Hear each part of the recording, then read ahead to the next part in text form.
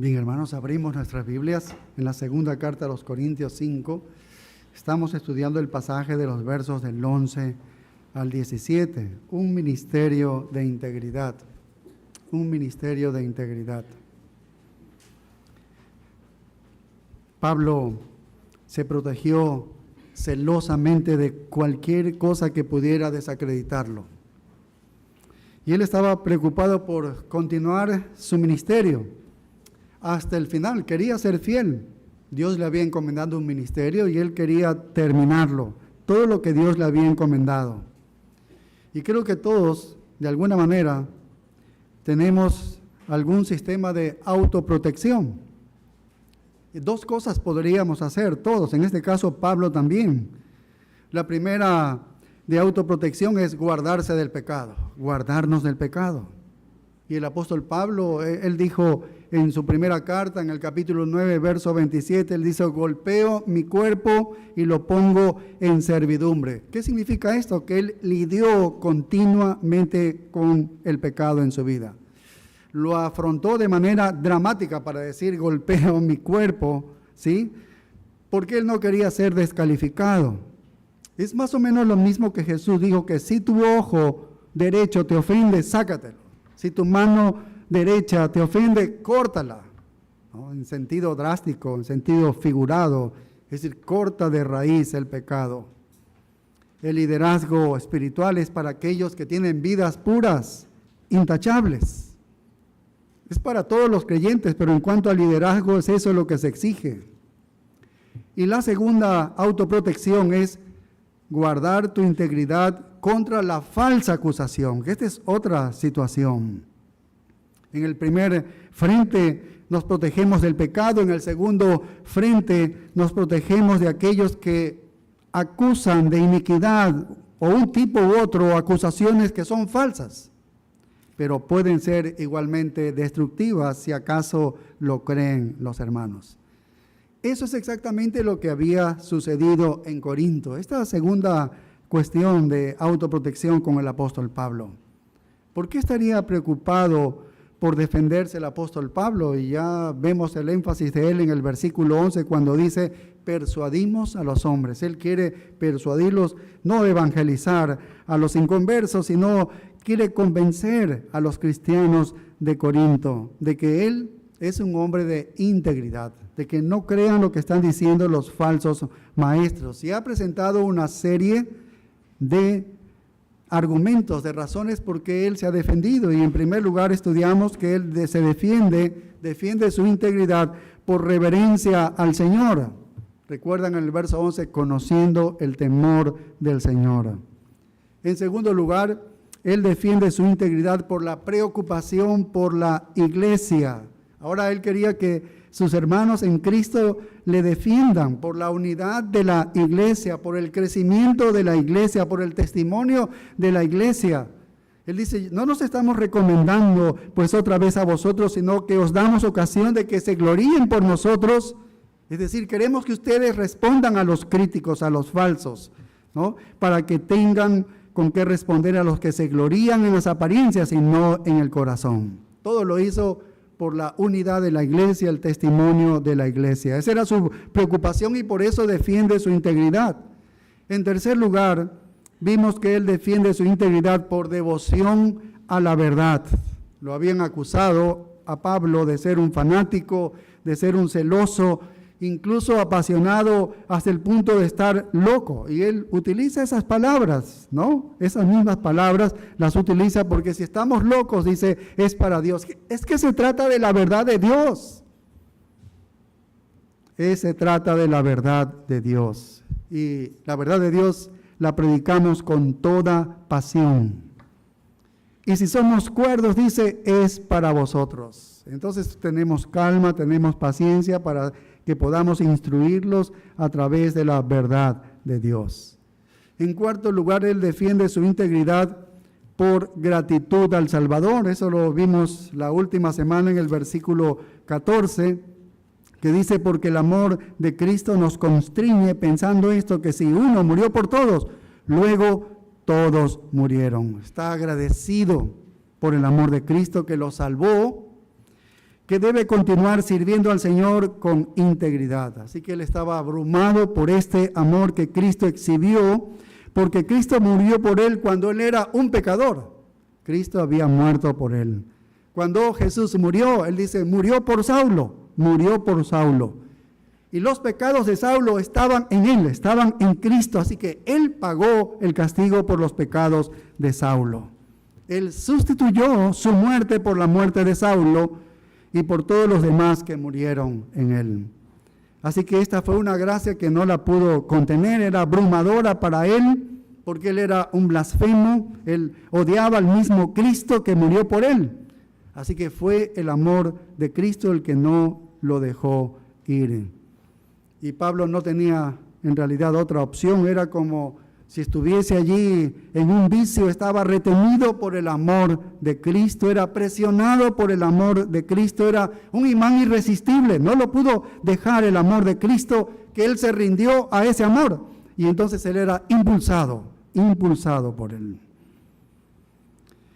Y ahora vamos a ver el quinto y el sexto punto el día de hoy, y vamos a terminar esta porción de las Escrituras hasta el verso 17.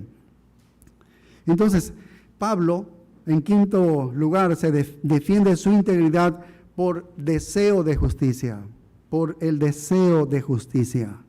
Y esto sigue claramente el punto anterior y está ligado a él. Cristo no solamente murió por nosotros y nosotros morimos en él. Eso fue lo que vimos la semana pasada en el versículo 15. Sino que también resucitó por nosotros y nosotros resucitamos en él. Esta es una verdad que lo completa en este versículo. Mire el versículo 15, dice, y por todos murió. Estamos en la segunda carta a los Corintios 5:15, dice, y por todos murió para que los que viven ya no vivan para sí, sino para aquel que murió y resucitó por ellos. Vaya, ahora en el verso anterior nos habló de la muerte y que nosotros morimos en él, en esa muerte. Ahora dice que él ha resucitado, Cristo ha resucitado y nosotros resucitamos en él. Murió por todos los que murieron en él, en el verso 14. Y esa muerte no fue una muerte permanente, porque en este siguiente versículo 15 dice, para que los que viven, si morías en él, también resucitarías en él. Esa es la verdad. ¿Por qué? Porque Cristo resucitó, murió por todos, es decir, que los que, habiendo muerto en él, ahora viven, dice. Los que murieron en él, ahora viven. Y ya no vivan para sí mismos, sino que vivan para él, aquel que murió y resucitó por ellos. Otra vez la idea de sustitución, aún en la resurrección. Lo podemos entender mejor si vamos a Romanos capítulo 6, y el versículo 3. Miren lo que dice Pablo. Dice, ¿o no sabéis que todos los que hemos sido bautizados en Cristo Jesús hemos sido bautizados en su muerte? Ahí está hablando de la muerte, lo que hablaba el verso 14. Versículo 4, Romanos 6:4 dice, porque somos sepultados juntamente con él para muerte por el bautismo, a fin de que, como Cristo resucitó de los muertos por la gloria del Padre, así también nosotros andemos en vida nueva. Saltamos al versículo 8 ahí en Romanos, y dice, y si morimos con Cristo, creemos que también viviremos con él. Las dos ideas de morir y vivir. Verso 10, porque en cuanto murió, al pecado murió una vez por todas, mas en cuanto vive, para Dios vive. Así también vosotros, dice, consideraos muertos al pecado, pero vivos para Dios en Cristo Jesús, Señor nuestro. ¿Mueres en él? ¿Mueres en Cristo? ¿Resucitas en él? Esa es la idea que nos está diciendo en nuestro texto. Morimos en él, morimos en Cristo, entonces también resucitamos en Cristo. Ese es el increíble milagro de la salvación. Cuando Cristo murió, aquellos por quienes murió, aquellos por Él tomó como sustituto, murieron en Él y resucitaron en Él, ahora viven en una nueva vida. Ahora viven en una nueva vida. Eso es lo que quiso decir el apóstol Pablo en Gálatas 2:19, cuando él dice, porque yo por la ley soy muerto para la ley, a fin de vivir para Dios. Y el verso 20, que lo conocemos de memoria, con Cristo estoy juntamente crucificado, y dice, ya no vivo yo, mas Cristo vive en mí. Es decir, murió y vive. Y dice, ya no soy yo Pablo, dice, es Cristo viviendo en mí. Ahora vivo por la fe en el Hijo de Dios que me amó y se entregó a sí mismo por mí. Esa es la idea, que ya no vivimos para nosotros mismos, sino para quien nos ha salvado. Ese es el corazón de lo que enseña la doctrina cristiana. ¿Has muerto? Colosenses 3:3. Si vamos allá, vamos a Colosenses capítulo 3 y el verso 3. Mira lo que dice. Dice, porque habéis muerto, dice, y vuestra vida está escondida con Cristo en Dios. Y mira el verso 4, Colosenses 3:4, dice, cuando Cristo vuestra vida se manifieste, entonces vosotros también seréis manifestados con Él en gloria. Así que nuestra muerte en Cristo no solamente fue una muerte al pecado, sino que fue una vida de resurrección a la justicia. La vida nueva es una vida a la justicia. Esa es la clave aquí. Porque ahora que estamos vivos en Cristo y tenemos una nueva naturaleza en nosotros, una nueva vida, y el Espíritu mora en nosotros, ya no vivimos para nosotros mismos. Ya no vivimos para nosotros mismos. Y por eso, regresando a nuestro texto, aquí en el versículo 15, segunda a los Corintios 5:15, dice, para que los que viven ya no vivan para sí, sino para aquel que murió y resucitó por ellos. Vaya, esto es algo tremendo, darse cuenta de que cuando moriste en Cristo, resucitaste para una nueva vida, una vida justa. Ya no vivimos para nosotros mismos. Eso nos enseña el apóstol Pablo y es coherente con las frases que él dice en otros textos. Dice, para mí el vivir es Cristo. ¿Ves? Ya no vivo yo, es Cristo viviendo en mí. Para mí el vivir es Cristo. Todo lo que me importa es Cristo a través de mí. Todo lo que me importa, eso es todo lo que me importa. La voluntad de Cristo, su propósito, sus metas, su gloria, sus deseos. Todo eso tiene que ver con Cristo. El Saulo de Tarso ha sido retirado, ha sido enterrado. Y ahora vive el apóstol Pablo, vive y una nueva creación. Es una nueva dirección que ahora tiene el apóstol Pablo.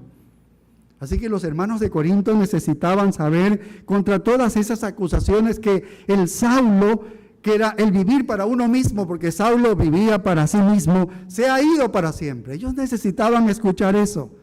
Que él no era el Saulo egoísta, que se elogiaba a sí mismo. No, ya no me engrandezco a sí mismo, ni él quería el prestigio para sí mismo o cualquier otra cosa, sino que ahora está hablando de su integridad. Su integridad para contrarrestar a estos mentirosos, para que pueda seguir demostrando que él vive para Cristo. Para mí el vivir es Cristo. Cristo es mi modelo, dice. Eso es lo que yo sigo. Si le quitas la integridad al apóstol, si destruye su integridad, entonces se va la razón de vivir del apóstol. Porque dice, toda mi vida tiene significado solamente si Cristo vive en mí. Y si yo no tengo integridad, entonces yo voy a deshacerme, a destruirme completamente. Pero yo ya no vivo egoístamente. Eso es lo que dice Pablo. Ya no. Ahora mi vida es Cristo. Filipenses 3:4, él claramente dice, prosigo a la meta, el premio del supremo llamamiento de Dios en Cristo Jesús. ¿Y cuál es ese premio? ¿Cuál es ese premio? Ser como Cristo. Ser como Cristo. Eso es lo que siempre ha seguido el apóstol Pablo. Yo quiero la semejanza de Cristo, ser como Cristo. De hecho, en Romanos él dice que Dios hizo todo esto para que seamos semejantes a Él. Y ese era el objetivo del apóstol Pablo. Eso es lo que tú le ves en todas sus cartas que él persiguió. Él tenía ese enfoque tremendamente claro en su mente, en su vida. Y sabes que el apóstol Pedro también lo tenía claro. Si vamos a la primera carta de Pedro, capítulo 2 y el versículo 14. Primera carta de Pedro, capítulo 2 y el verso 14. Quien llevó él mismo nuestros pecados en su cuerpo sobre el madero. Quien llevó él mismo nuestros pecados en su cuerpo sobre el madero. Está la idea de la sustitución nuevamente, ¿ves? ¿Pero para qué? Para que nosotros, estando muertos a los pecados, dice, vivamos a la justicia. Esa es la idea. Hemos muerto en los pecados junto con Cristo, pero cuando vivimos, porque Cristo ha resucitado, ahora vivimos a la justicia. No es que ahora yo vivo y puedo hacer lo que sea, ¿ves? Vivimos a la justicia. Vivimos a la justicia. Y no es solo que ahora querramos, es ahora que podemos vivir la justicia. ¿Por qué? Porque tenemos una nueva naturaleza. Dios nos ha dado una nueva naturaleza. Ha hecho una nueva creación en nosotros. Está habitada y empoderada por el Espíritu Santo para vivir en justicia. Así que el Señor no solamente quería salvarnos del infierno, Él quería transformarnos en personas puras y justas. Ese es el verdadero deseo. Es como el apóstol Pablo cuando dice, somos hechura suya, creados en Cristo Jesús. ¿Para qué? Para buenas obras. Así que murió por nosotros, se encargó de nuestro pecado, se levantó en nuestro nombre y se encargó de nuestra justicia. Y Pablo está defendiendo su integridad diciendo, no solo vivo para el Señor, solo vivo por causa de la justicia, ni para mí mismo. Ahora vivo no para mí, sino para Cristo. Cualquier cosa menos que eso es inaceptable para el apóstol Pablo. Él quiere seguir ofreciéndose a sí mismo como sacrificio vivo. Defiende su integridad porque quiere vivir para su Señor y no quiere que nadie piense lo contrario. Ahora, la verdad es que nadie legítimamente podría haber cuestionado la vida del apóstol Pablo, su sinceridad y su virtud. Pero lamentablemente vemos que lo hicieron esto. Y él le responde, se ve obligado a vivir una vida íntegra por reverencia al Señor, por una preocupación por la iglesia, una devoción a la verdad, una gratitud al Salvador y un deseo de justicia. El texto bien podría decir que Él murió por todos los que murieron en Él, para que los que viven ya no vivan para sí mismos, sino para aquel que murió y resucitó por ellos. Todos sabemos que vivimos para Él. Bien, este es el quinto punto y ahora vamos al final, al sexto punto, de cómo el apóstol Pablo defiende su integridad. De hecho, el quinto punto nos lleva a este sexto punto. Y él defiende su integridad por una carga por los perdidos. Una carga por los perdidos. Creo que al final podemos observar que todas estas defensas que el apóstol Pablo está presentando son para que él pueda continuar ministrando con un efecto de que la gente pueda ser convertida. Parece que al final esa es la razón que él tiene. Así que la razón misma por la que quería llevar a cabo su ministerio en reverencia al Señor, su preocupación por la verdad, su preocupación por la iglesia, la razón por la cual él vivía en gratitud al Salvador, la razón por la que quería vivir una vida recta y justa, era todo para alcanzar personas para Jesucristo, para alcanzar a los perdidos.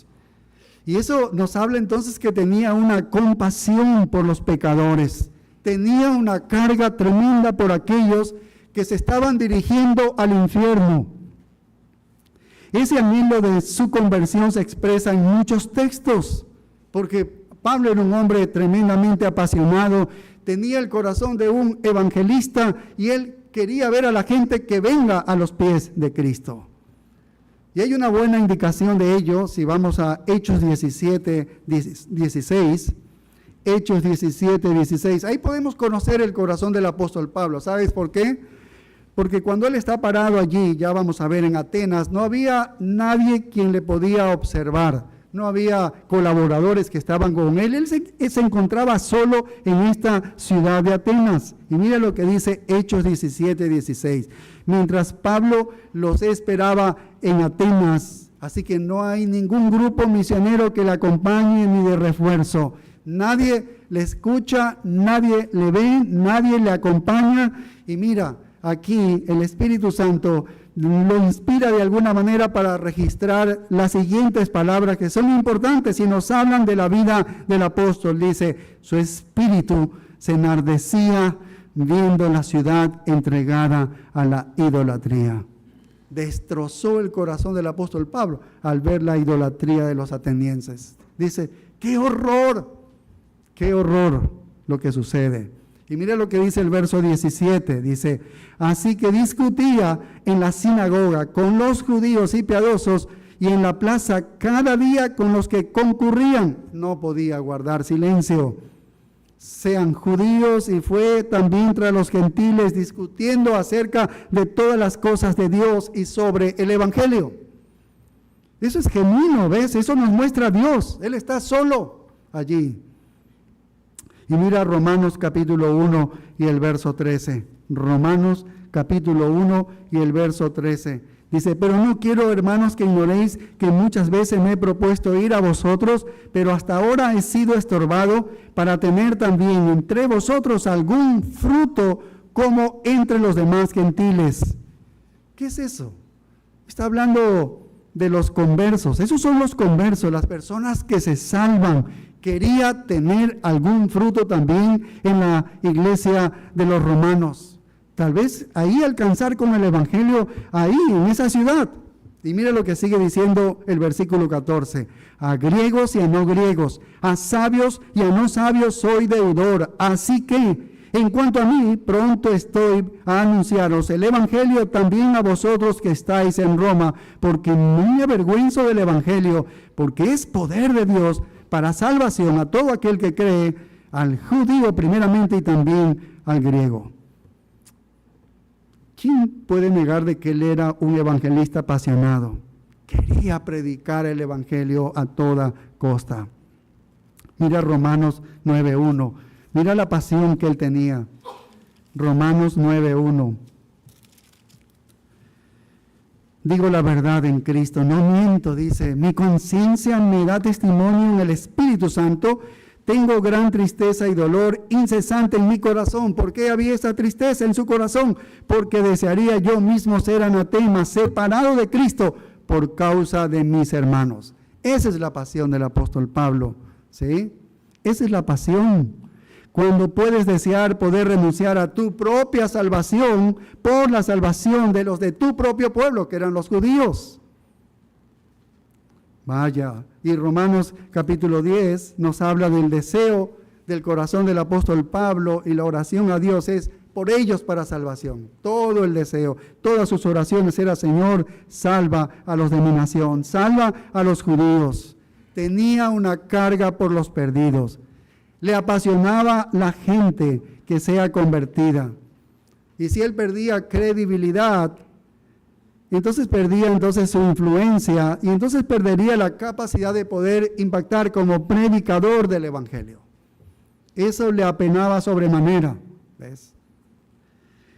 Ahora volvamos a nuestro texto. Estamos segundo a los Corintios, capítulo 5. Y mira el versículo 16, porque versos 16 y 17 nos dicen cuándo comenzó Pablo esa carga por los perdidos, porque en algún momento de su vida comenzó a tener esa carga por los perdidos. Verso 16 dice, de manera que vosotros de aquí en adelante a nadie conocemos según la carne. Y aún si a Cristo conocimos según la carne, ya no lo conocemos así. Este texto es interesante porque comienza diciendo de manera, está apuntando a algo que viene de lo anterior. El versículo anterior habla sobre haber muerto y que nosotros morimos en Él, morimos en Cristo. ¿Recuerdan ustedes la semana pasada? Cristo entonces ahora resucitando, cobrando vida, vivimos ahora en Él. Eso es lo que está hablando en el verso 15. Y ahora no estamos viviendo para nosotros mismos, sino que ahora vivimos para aquel que murió y resucitó por nosotros. Entonces dice, de manera que nosotros de aquí en adelante, el punto es que ya que fuimos redimidos en Cristo, ya que morimos y resucitamos y entramos en una nueva vida, por lo tanto, a partir de entonces, desde el momento de la conversión, eso es lo que está diciendo, desde el momento de la conversión, cuando morimos y resucitamos en Cristo y ahora ya no vivimos para nosotros, sino para aquel que nos salvó. Desde el momento que Él entró en la provisión sustitutiva de Cristo personalmente por la fe, es decir, desde la salvación de Pablo, ha comenzado a caminar en una nueva vida. Y en el mismo momento que comenzó a caminar en nueva vida, el texto en el verso 16 dice, a nadie conocemos según la carne. A nadie conocemos según la carne. ¿Qué quiere decir? Que desde la conversión ya no evaluamos a las personas externamente. Ya no somos superficiales para evaluar a las personas desde el momento de nuestra conversión, de nuestra salvación.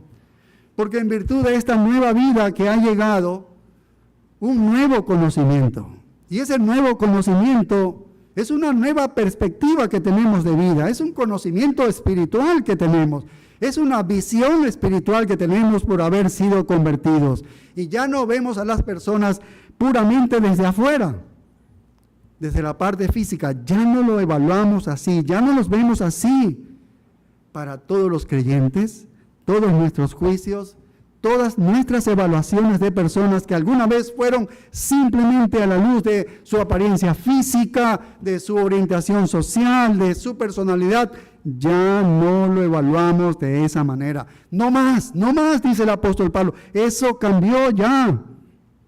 Porque así es como evalúan las personas no regeneradas. Un impío evalúa de esa manera.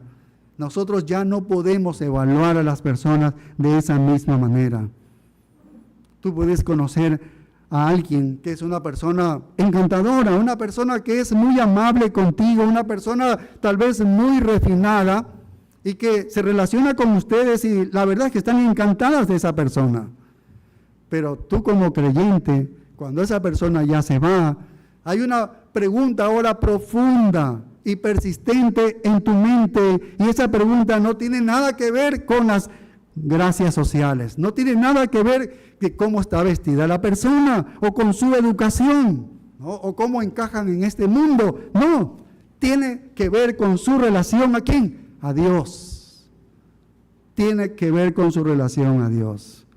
Porque ya no puedes ver a las personas de la misma manera. ¿Entiendes? Es posible que tenga usted un vecino que sea muy amable, es posible que en su familia se tenga una enfermedad allí y el vecino viene y hace todo más allá de lo que puede hacer cualquier persona, le muestra amor, le muestra bondad, le muestra de todo. Y podamos sentirnos atraídos por esa persona, por ese prójimo. Pero en tu mente nunca estarás contento. Cuanto más afecto sientas, más angustia deberías sentir hasta que ese prójimo que conoces tenga una relación correcta con Dios. Siempre queda ese análisis ahora. Oh, qué pena que no conoce a Cristo. Podría conocer a Cristo. ¿Sí ves? Ya no vemos a las personas de la misma manera. No puedes simplemente alejarte y decir, es realmente una gran persona esa. Tal vez cuanto más impresionados estemos por esas personas, más agobiados nos sintamos también por ellos mismos.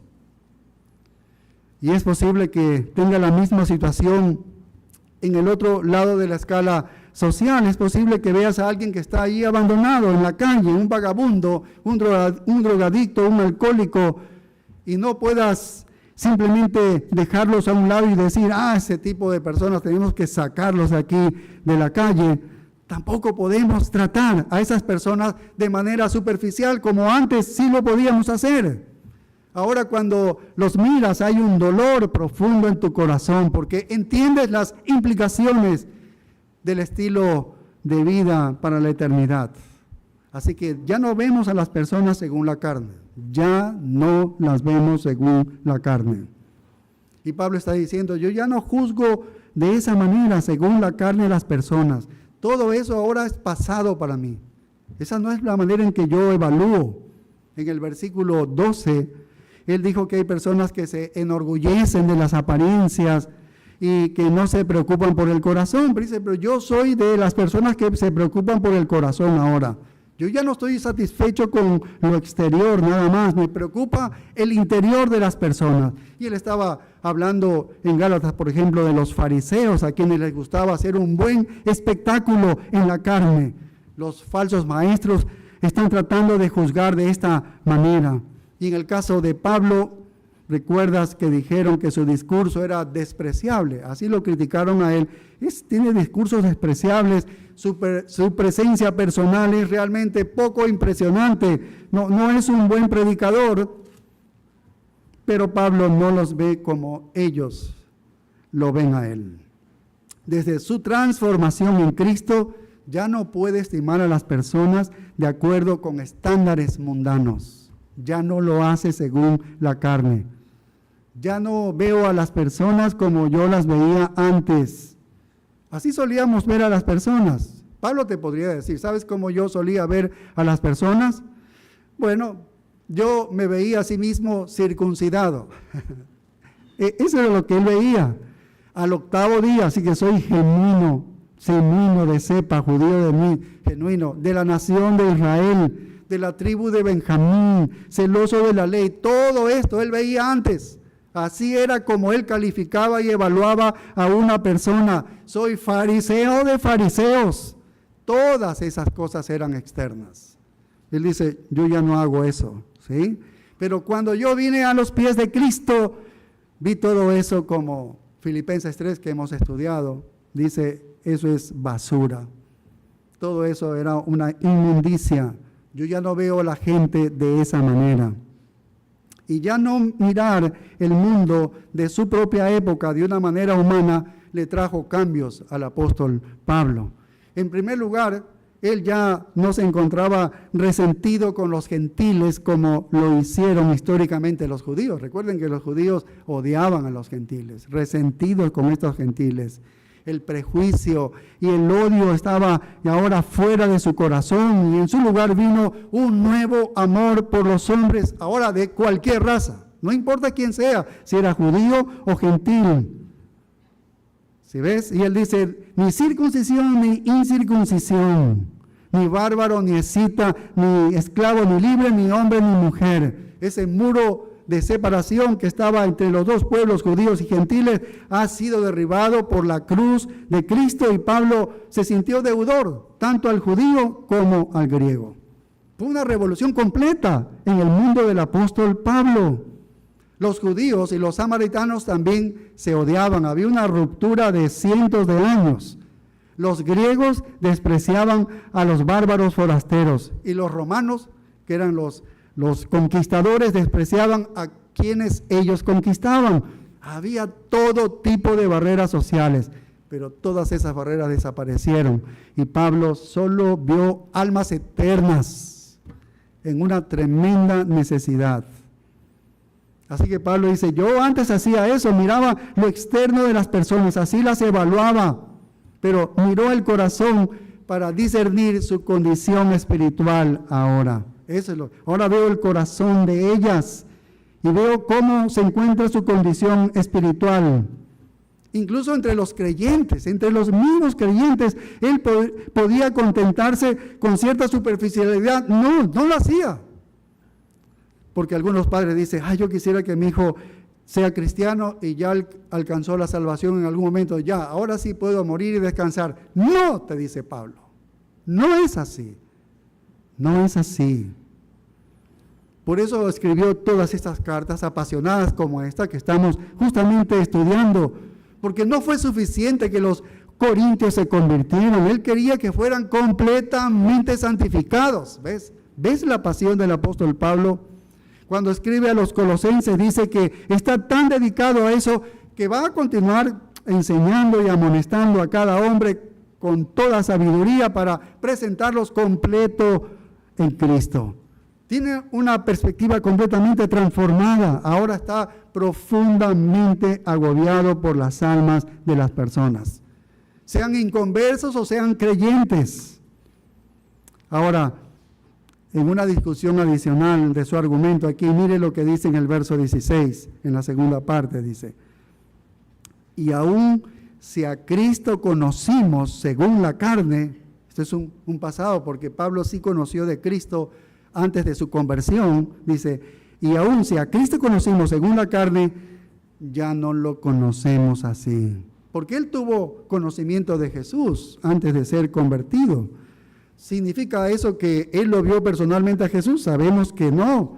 Significa que hizo una evaluación humana de Jesús, porque tenía información sobre Jesús. Y él llegó a la conclusión de que este Jesús era un hombre. Y todo lo que sabía que era un hombre judío, que creó una tremenda cantidad de furor entre los judíos porque contradecía la ley y los profetas. Y los tenía a mal traer a los fariseos. Él era parte de los fariseos. Se entrometió en la vida de los judíos, entró en el templo, expulsó a los cambistas, echó las misas. Bueno, este era un rebelde, dijo. La conclusión de Saulo era un rebelde, un hereje. Así que lo juzgó al Jesús humano. Lo juzgó a un hombre como digno de muerte, ¿sí? Y también digno de muerte a todos los que lo seguían, porque Pablo desde el punto de vista humano concluyó que Jesús era el falso Mesías. ¿Dónde está que se ha parado contra César? ¿Dónde está que ha atacado todos estos guardias romanas? No ha hecho nada, es un blasfemo, es un hombre peligroso, es un maestro de herejía y todos sus seguidores son dignos de muerte. Y por eso tú lo vas a ver que posteriormente se echa a perseguir a los cristianos. Fue una evaluación humana de Jesús. Es lo que hacen las personas hoy en día cuando quieren evaluar a Jesús. No son convertidos, pero evalúan de alguna manera humana. ¿Sí ves? Superficial. Y entonces él también había perseguido a los cristianos. En Hechos 26:9 dice: yo ciertamente había creído mi deber hacer muchas cosas contra el nombre de Jesús de Nazaret. Mira en lo que había llegado en su mente, ¿no? Al juzgar a Jesús. Dice, verso 10, Hechos 26:10, por lo cual también hice en Jerusalén. Yo encerré en cárceles a muchos de los santos, habiendo recibido poderes de los principales sacerdotes, y cuando los mataron, yo di mi voto. Bien pudo haber sido eso que comenzó con la lapidación de Esteban, porque pusieron sus vestidos a los pies de Saulo. Verso 11 dice, muchas veces castigándolos en todas las sinagogas, los forcé a blasfemar, y enfurecido sobremanera contra ellos los perseguí hasta en las ciudades extranjeras. Increíble lo que él había hecho, porque había dado una evaluación humana según la carne de Jesús, puramente humana. Entonces él está diciendo, hemos conocido a Cristo Jesús según la carne, sí. Yo tuve un conocimiento de Cristo Jesús según la carne, yo lo evalué así, pero esta evaluación de Saulo el fariseo fue muy diferente a la evaluación de Pablo el apóstol. Y sin embargo, al final del verso 16 dice, aun si a Cristo conocimos según la carne, dice, ya no lo conocemos así. Ya no tenía esa misma visión de Jesús, ¿ves? Ya no la tenía. Ya no lo veo a Jesús como un Galileo que era enemigo del judaísmo y que merecía morir junto con todos sus seguidores también. No. Desde el día que yo me convertí, dice Pablo, desde el día que Él me salvó, desde que soy un creyente, yo veo que Él es el Dios encarnado. Él es el Dios encarnado. Él es el Salvador, el Señor del cielo, y es el único que puede liberar a los hombres del pecado y veo a todos los hombres como pecadores, y así entonces viene la compulsión por el ministerio. Yo tengo el mensaje, voy a entregar este mensaje. Así que este nuevo conocimiento de Jesucristo lo obtuvo, nosotros sabemos, camino a Damasco, cuando Jesús lo cegó y cayó a tierra Saulo y dijo: Señor, ¿qué quieres que yo haga? ¿Qué quieres que yo haga? Ahí cayó, ahí cambió todo. Allí, de repente, aquel Saulo lo había designado como hereje, ahora le dijo: ¿qué quieres que yo haga, Señor? Ahora le dijo: tú eres Señor del cielo y de la tierra. Tú eres mi Señor. Y cuando su evaluación de Jesús cambió, su evaluación de todos los demás también cambió. Ahora realmente se da cuenta de lo que está en juego, que son almas eternas. Eso está en juego. Él se da cuenta de eso. Y eso nos lleva al versículo 17, segunda carta a los Corintios 5:17, el último versículo que vemos. Dice: de modo, se remonta nuevamente, dice, al versículo 15, donde dice que Cristo murió y nosotros morimos en Él, morimos en Cristo. Y también se remonta al verso 16, donde dice que Él resucitó y nosotros resucitamos en Él. Creo que entendemos todo esto. Y esa nueva vida que hace que nunca veamos a nadie más igual. Y también nos hace dar cuenta, como dice el verso 17, que si alguno está en Cristo, nueva criatura es, las cosas viejas pasaron, he aquí todas son hechas nuevas. Creo que esta es la respuesta más obvia del versículo 15. Si la muerte y la resurrección de Cristo produjo un cambio profundo en la vida de Pablo, entonces Pablo concluye que si algún hombre también está en Cristo, tendrá el mismo cambio profundo. Tendrá el mismo cambio profundo. Las cosas viejas pasaron y aquí todas son hechas nuevas. ¿Qué está diciendo el apóstol Pablo? Que se dio cuenta desde el principio que lo que le había sucedido a él le podía pasar a cualquier hombre en Cristo. A cualquier persona en Cristo, sin importar quién sea la persona, un hombre o una mujer, si es de lo más malvado de personas que sea. Además que Dios se deleita en tomar al primero de los pecadores, a los blasfemos, a los peores, a las prostitutas, a los borrachos, a los recaudadores de impuestos. Así le vemos en todo el Evangelio. Y aquí está la amplitud de la misericordia de Dios, que le dio a Pablo una comisión evangelística. Entonces él dice: llegué a la conclusión de que si algún hombre está en Cristo, también será una nueva criatura, tal como yo lo fui. Y así es como él empezó a ver a todas las personas con nuevo conocimiento. ¿Sí ves? Ya no se vive para las cosas temporales ni terrenales. Ya no evalúas a las personas solamente superficialmente, ya no. Y esta nueva vida es para cualquier hombre que esté en Cristo. Esa es la clave, en Cristo, estar en Cristo. Esa es la clave que está en este versículo, estar unido a Cristo. Romanos 3:26 dice que Él es el que justifica al que es de la fe en Jesús. Es lo mismo, justifica aquel que es de la fe en Jesús. Cuando pones tu fe en Jesucristo, tú estás en Cristo. Tú estás posicionado en Cristo. Es decir, su muerte sustitutiva es tu muerte y su vida de resurrección es también tu vida resucitada. Y ahora vives una nueva vida. Ese es el cambio. Ahora tienes una nueva vida y esa nueva vida, dice lo más claramente posible, es una nueva criatura. Es una nueva criatura. Vaya, las cosas viejas pasaron y aquí todas son hechas nuevas. Si alguno está en Cristo, nueva criatura es, dice. Así que esa frase en Cristo resume lo más profundo posible del significado de la redención del hombre. Habla de nuestra seguridad en aquel que ha llevado su propio cuerpo el juicio de Dios contra nuestro pecado, sustituyéndonos. Vaya, allí está. Habla de participaciones en la naturaleza divina en aquel que es el Verbo eterno, es en Cristo. Y cuando estás en Cristo, eres un nuevo kainos en el griego, que es una nueva calidad, una nueva creación, un nuevo nivel de excelencia. Y es un término que el apóstol Pablo lo usa y le encanta usar, como en Gálatas 6:15, que dice: ni la circuncisión es nada, ni la incircuncisión, sino una nueva creación. Otra vez utiliza la misma palabra, una nueva creación. Eso es todo, dice. Eso es lo que Dios quiere hacer, recrearte en Cristo. Hace un momento en la lectura inicial vimos en Efesios 4:24 que es lo mismo de esta nueva creación, es vestirse del nuevo hombre,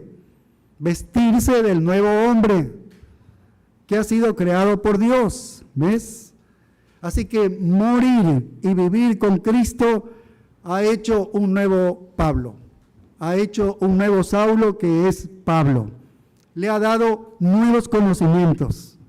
Nunca verá a Cristo de la misma manera y nunca volverá a ver a las personas de la misma manera. Y cualquiera que en Cristo tendrá la misma novedad de vida. Cualquiera que esté en Cristo tendrá la misma nueva vida que lo tuvo el apóstol Pablo.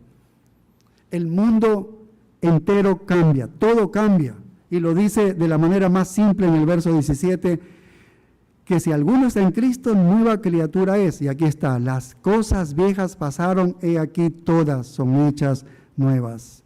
Así que esta novedad es una realidad para nosotros, y es un proceso también. La vida de comprensión cada vez mayor de esta novedad, y la expresión de esta novedad es lo que nosotros llamamos la santificación. Esta es la santificación. Y continúa hasta el siguiente evento que estamos esperando, que es la glorificación, cuando la plenitud de esa novedad se hace totalmente realidad. Pero mire esas pequeñas frases con las que cierra en el verso 17. Las cosas viejas pasaron, cuando los problemas espirituales se hicieron reales, cuando la visión espiritual se hizo clara para el apóstol Pablo, cuando nosotros que solíamos estar muertos, ahora estábamos vivos en el reino espiritual, cuando vimos a Cristo por lo que realmente era y vimos a las personas por lo que realmente son, es decir, las viejas ideas y los viejos valores y los viejos planes que teníamos, los viejos amores y deseos que teníamos y las pasiones y las viejas creencias se han ido, dice, se han ido. Las cosas viejas pasaron, eso se ha ido. No significa que ya no hay más maldad ni pecado en nosotros, no, simplemente significa que Dios ha plantado ahora nuevos deseos, nuevos amores. Ahora tenemos nuevas inclinaciones, nuevos apetitos, nuevas verdades, nuevos valores, y se nutren y desarrollan y triunfan sobre la carne restante a medida que continuamos siendo transformados a la imagen de Cristo. A veces la gente habla de ser cristiano y cuando los confrontas con ser cristianos, no es atípico que digan algo como, bueno, tendría que renunciar a tanto, dice. Es que tengo que renunciar a esto. Muchos han dado esta respuesta cuando les está predicando el Evangelio. Una ilustración que es de un pastor, aquí, él lo pone así, ¿no? De un predicador, dice, imagínese que tiene una mesa y ponga todo lo que tenga valor, o escríbalo en la mesa, ¿no? Lo escribe en una lista grande y luego dé un valor a cada cosa. Tu trabajo, tu carrera, tus hijos, tu casa, todo le vas poniendo un valor a cada una de esas cosas. Tus amigos, tus experiencias, tal vez de vacaciones, tus posesiones, tu auto, lo que sea. Tu cuenta bancaria, tu seguro, lo que sea que tengas. Y tal vez incluso quieras poner honestidad y rectitud por lo que tus padres te dieron buenos valores. Si quieras ponerlo allí también y le pones un valor. Simplemente pon todo lo que está sobre la mesa y póngale allí un precio. Ahora, cuando tú te conviertes en cristiano, cuando eres un cristiano, Si piensas que lo que vas a hacer es tener que tirar todas esas cosas que tienen tanto valor, estás equivocado. No es que yo tengo que tirar todo eso para estar con Cristo. No es así. No es así. Lo que va a suceder es que tan pronto como estás en Cristo, inmediatamente Dios te dará nuevas etiquetas para cada una de esas cosas, solo que con un precio diferente, con un valor diferente de lo que tú habías puesto antes. Todo será reevaluado y no renunciarás a nada, reevaluarás todo será reevaluado. Y eso es exactamente lo que quiere decir aquí. Las cosas viejas pasaron, las viejas ideas, los valores antiguos, los planes que yo tenía anteriormente, mis deseos, mis amores, mis pasiones, todo eso se ha ido. Mira, ¿hubo alguna vez un hombre más apasionado que el apóstol Pablo? Ni antes ni después. Y si es después de ser cristiano, fue más apasionado todavía, pero antes de ser cristiano era apasionado para haber seguido a los cristianos, pero él pensando que hacía el bien. Oye, ¿quién hacía eso? Él tenía una pasión, se convirtió y crees que la pasión, Dios le dijo, esa pasión está mala, bótala, eso te olvidas. No, fue reevaluado. ¿Sí ves? Fue reevaluado. Le dio nuevas etiquetas con precios, nuevos valores. Todo se reevaluó para el apóstol. Miras al no cristiano promedio y buscan convertirse en cristianos y ponen en su pequeña tabla de valores, claro, la iglesia van a poner 0, leer la Biblia 0, estudio bíblico 0, orar 0, así ponen. Ahora, dice, no quiero hacer todas esas cosas y tendré que entregar eso para ir al bar 3 veces a la semana, tomarme allí. No, yo no voy a cambiar por lo que yo tengo, no, si 3 veces me voy al bar a tomarme unas copas. Y el punto es que todas las etiquetas de precios cambian y todas las cosas se invierten por completo en términos de su valor. Ahora, en el otro lado se expresa esto, terminando así: he aquí, todas son hechas nuevas. Es una condición perfecta en el idioma griego, lo que significa es condición continua. Condición continua. He aquí, todas son hechas nuevas. Es una nueva comprensión de la realidad espiritual, nueva comprensión de la verdad espiritual, nueva comprensión del tiempo, una nueva comprensión de la eternidad, que antes no se la tenía de esa manera. Ahora vivimos para la eternidad y no para el tiempo. Todo eso cambia, todo eso se reevalúa, ¿ves?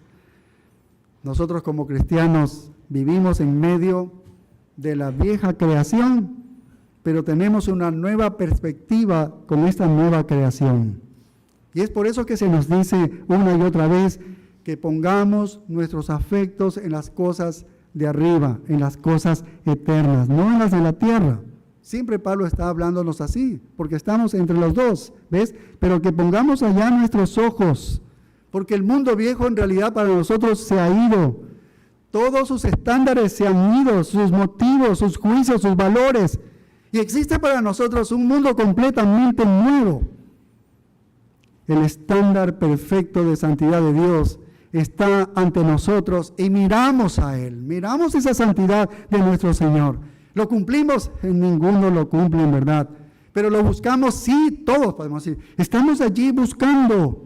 Así que ese estándar perfecto de Dios para nosotros ahora es como las estrellas que nunca podemos tocar las estrellas con las manos, pero todos los navegantes a lo largo de los siglos miran allí las estrellas, las guías de sus viajes, y ellos llegan a su destino.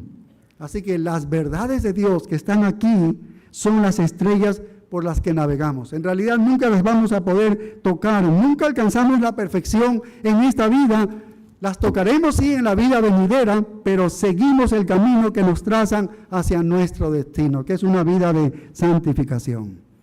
Y Pablo había experimentado esta transformación total que cambió totalmente su vida. Y se dio cuenta de que le podía pasar a cualquier persona que está en Cristo también. Y así se convirtió en el objetivo para lo que él vivió, llevar a la gente el Evangelio para que pudieran creer y ser transformados como él. Esa fue una razón suficiente para defender su integridad, porque eso es para todo lo que él vivió. Tenía todo el sentido para su vida.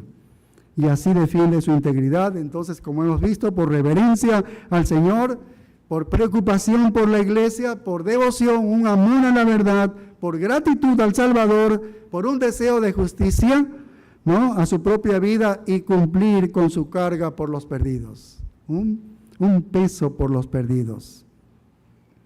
Y entonces Pablo dice, pueden acusarme si quieren, pero estos son mis verdaderos motivos, y ahí los está presentando. Estos son mis verdaderos motivos. Y me defenderé no por mi bien, sino por el bien de estos grandes y gloriosos verdades. Sus motivos eran puros, como los hemos visto. Él era una persona íntegra. Y hermanos, este es el tipo de integridad a la que todos debemos aspirar. Tú y yo. Esta es la integridad que todos debemos aspirar. Y es por eso que Pablo podía decir con toda confianza a los corintios, no juzgues mis motivos, déjalos a Dios. Pero aquí están tan honesta y sinceramente como puedo dártelos. Se presentó cada uno de estos motivos. Sus motivos para todo lo que hizo en su vida eran puros. Había pureza, había integridad. Y la pregunta es, si nuestros motivos son así también como los del apóstol Pablo, puros, ¿son así?